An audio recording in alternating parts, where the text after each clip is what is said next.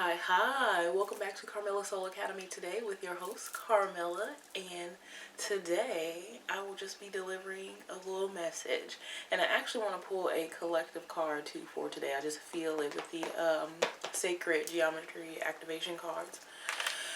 So, whew, the message that I was tapping into was something completely different in the morning, and I was integrating and learning something. But when I sat down to breathe and connect with my body, the message was breathe, slow down, and take a moment to digest the process in which you're undergoing, the process of falling in love with yourself, because that's exactly what you are experiencing. For a really long time, I didn't really understand that what I was actually experiencing was falling in love with self. I thought that, I was healing so that I could get to this point in my life or that point in my life. But when I take a step back and I look at everything that I'm experiencing, I'm seeing how the world is changing me, and the world is changing around me. But all the people that I'm experiencing, all the experiences that I am having, whether they be what we would consider, enlightened experiences or those that may seem more egoic, all of these experiences have been heightening my awarenesses, have been adding to my toolbox and my plethora of knowledge and understanding of self. We are currently undergoing a process of self-discovery, of discovering ourselves, of discovering who we are, what we feel, what we think, and that changes as you grow and you get older. And not even older as an age, but as you expand your capacity to allow more energy to enter your beingness. We grow, we expand, we allow for newness, for new ideas, new understandings of self, of our ideas. You know what I mean? Like, we just allow new. So I'm one of those people too where I get so fixated on like new beginnings, like where's the change? I'm done with this. I don't want to work this job anymore. I don't want this type of relationship in my life anymore, or something to that extent. But really what it is the process of reaching that knowing. So they really want us to sit with the achievement of that, of the self-discovery itself, of the self-knowing itself, of the self-love itself, like sitting with that energy instead of the lack of, like a replacement or a replenishment or something like that.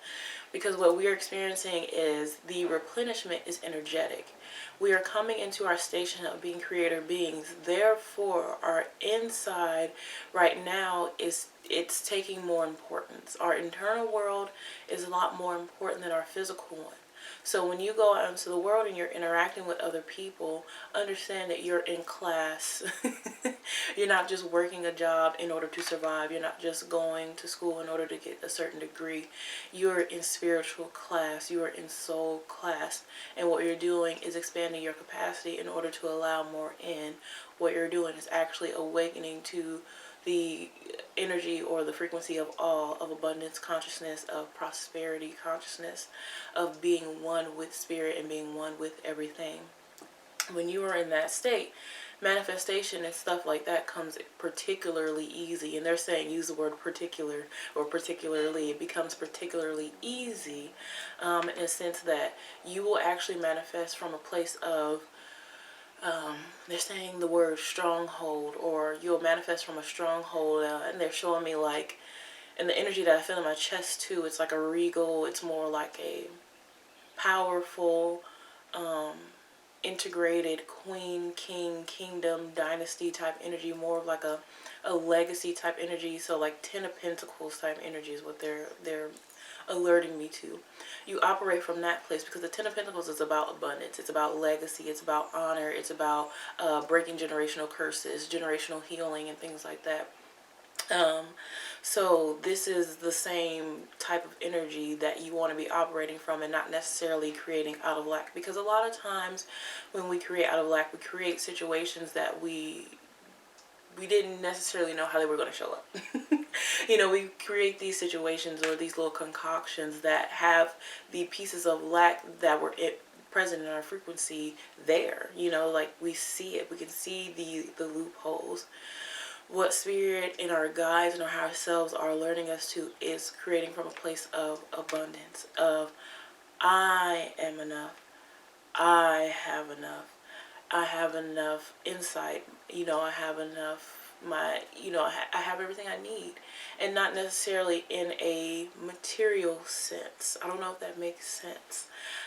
Because really, the material world is literally just a manifestation of our dreams. It's a manifestation of our creativity.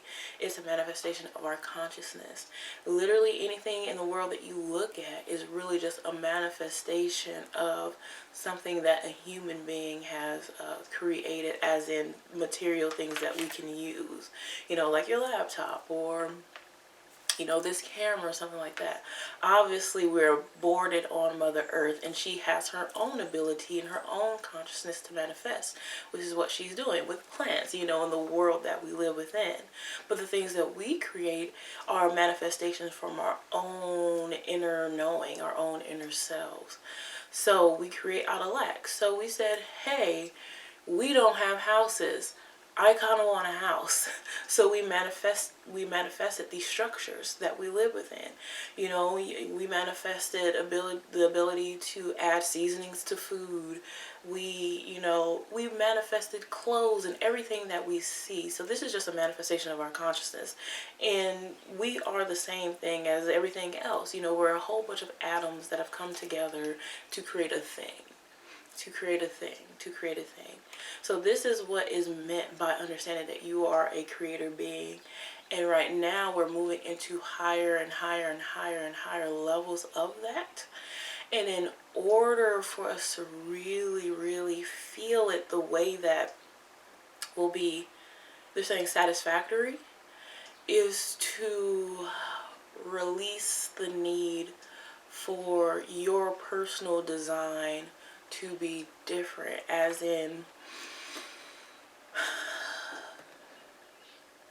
they're saying like the chastisement, like the belittling, the demeaning, the pressure, the force,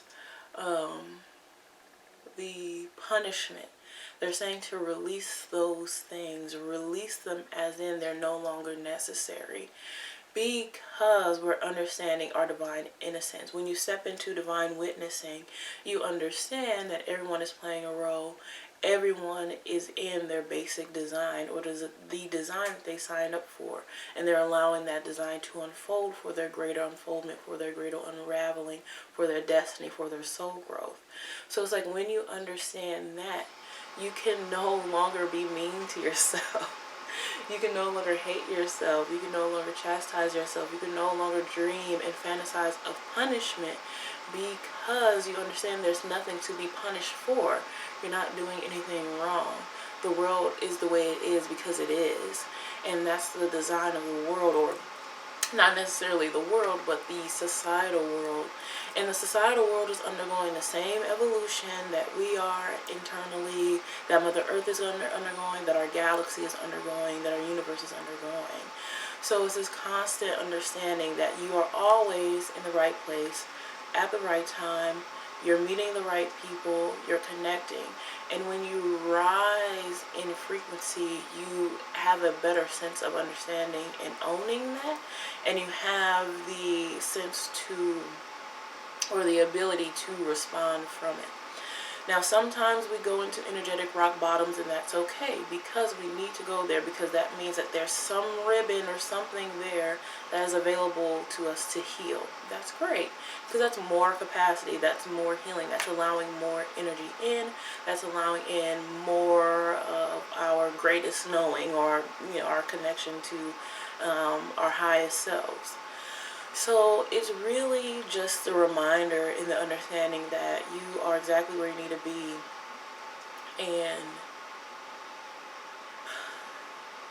allow hope to take you there, you know, allow faith to take you there. And understanding that honestly, bullying yourself and belittling yourself, demeaning yourself and punishing yourself is not the best, it's not the most advantageous route for you right now with your frequency, with what you're experiencing, with what you're being invited to experience. Bullying yourself up there is just going to exhaust you, it's going to tire you out, you're going to be upset, you're going to be resentful, it's going to hurt, it's going to cause more pain and more resistance because you're literally a bully. You're literally causing pain.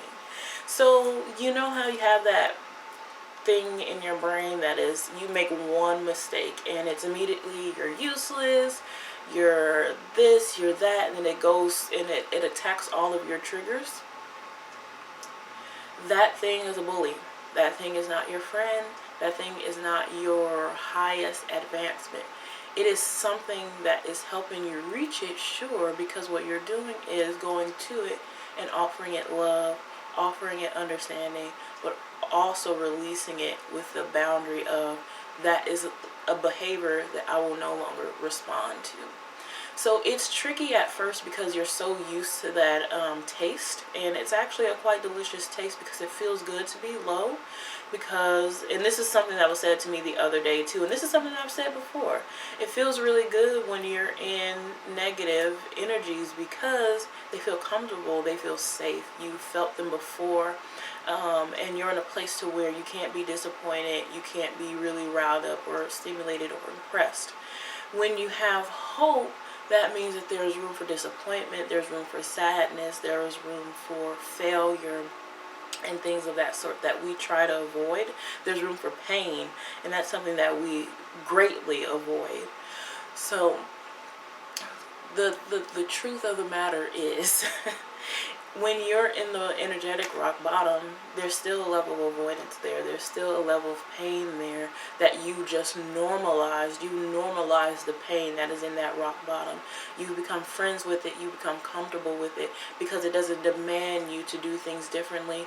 It doesn't demand you heal. It doesn't demand that you challenge that bully. It doesn't demand that you challenge yourself. So just imagine, you know, when you're at school and you're being bullied by somebody, and you know you don't stand up for yourself and you just allow the bully to do what they do because you're just like, I don't have any other way to respond to this. So it's the same type of energy. So it's really, really important to realize that that is what's going on in your head. That is what is going on inside of your body. And anything that you experience like that on the outside is a projection of that. So if you have someone in your life who is doing that, well, guess what?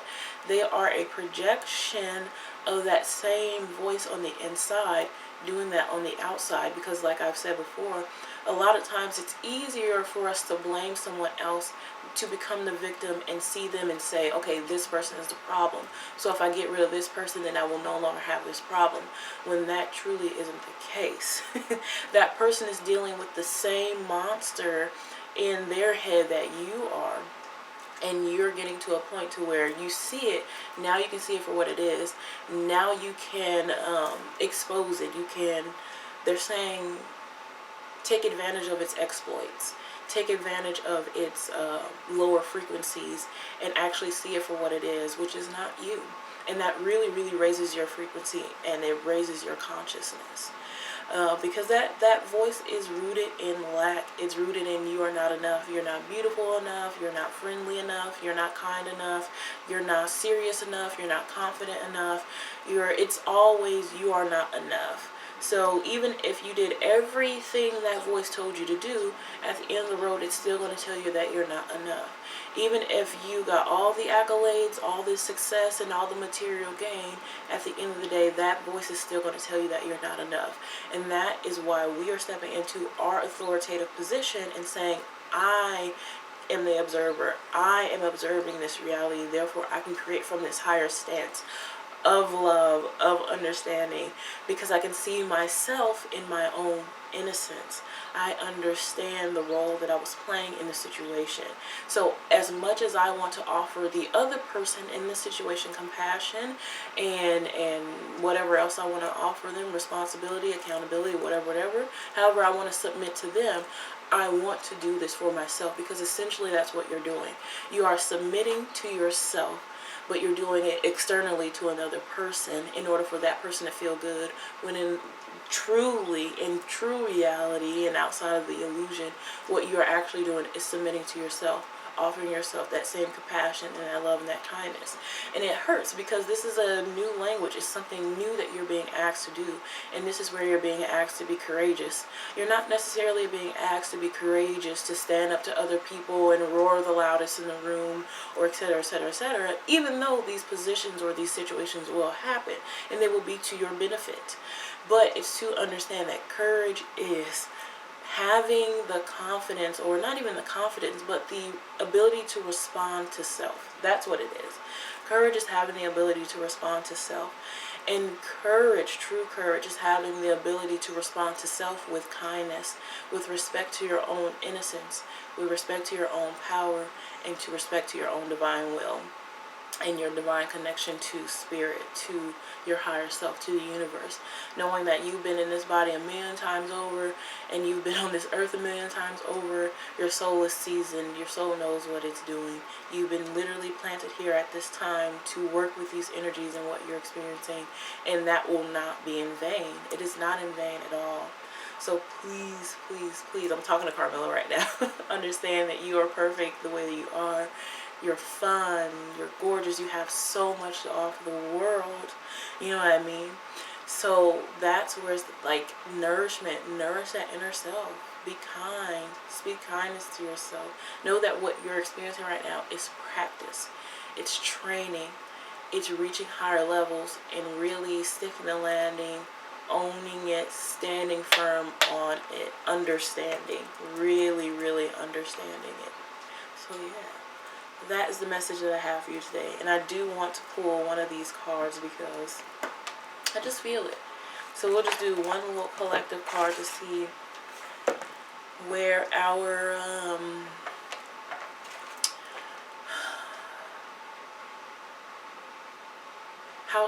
I'm trying to get the language, what they're saying. Something about focus. There's something about focus. So that's what we have. I'm like, can I reach this? Sorry, I just need a little fire. A little fire. So, all I'm being told is the word focus. So, focus.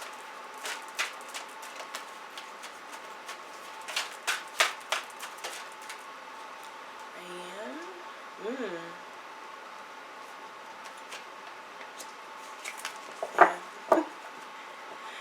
I'm going to show the bottom deck too, because I love bottom deck so much. So for bottom deck we have soul time. Like, can you see it? Soul time reads, the frequency of soul time asks us to allow the possibility of a new reality to emerge, one that embraces the concept that while the, I don't know how to say this word, body is mortal, the soul is timeless, limitless, and infinite. So exactly what I was just saying.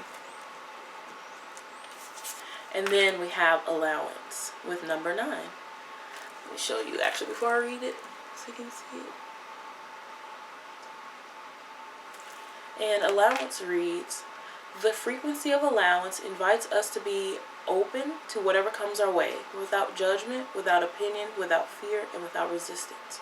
When we allow, universe becomes our partner in the wondrous dance of existence and expansion.